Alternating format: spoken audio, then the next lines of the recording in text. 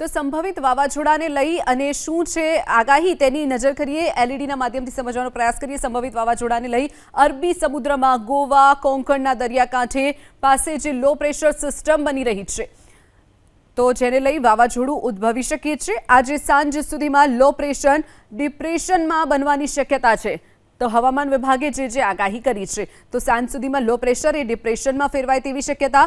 લો પ્રેશરથી દેશના પશ્ચિમ દરિયાકાંઠાના વિસ્તારમાં ભારેથી અતિભારે વરસાદનું એલર્ટ પણ આપવામાં આવ્યું છે। તો વાવાઝોડાના અત્યાર સુધીના જે અપડેટ છે તેની ઉપર નજર કરી રહ્યા છે। સિસ્ટમ આગળ વધે તો ગુજરાતના વિસ્તારોમાં પણ તેની સીધી અસર થઈ શકે છે। તો ગુજરાતના જે દક્ષિણ ગુજરાત છે તેમાં અસર જોવા મળશે। હાલની સ્થિતિ પ્રમાણે વાવાઝોડું બને તેવી શક્યતા ઓછી હોવાનું સ્કાયમેટનું અનુમાન છે। વાવાઝોડું ક્યાંક દરિયામાં જ સમેટાઈ જશે। સિસ્ટમ કઈ તરફ જશે તેનો કોઈ ટ્રેક હજુ સુધી નક્કી થયો નથી।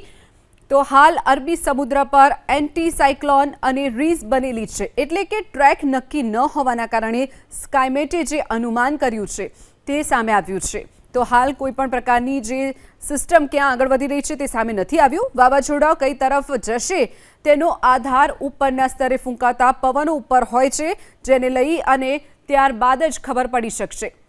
તો સંભવિત વાવાઝોડાને લઈ જે અપડેટ છે હાલની સ્થિતિ પ્રમાણે આ સિસ્ટમની અસર ગોવા મહારાષ્ટ્ર અને ગુજરાત પર થવાની શક્યતા છે। હવામાન વિભાગે જે આગાહી કરી છે સાથે જ સ્કાયમેટનું આ આંકલન છે તો આ વસ્તુઓ જે સામે આવી છે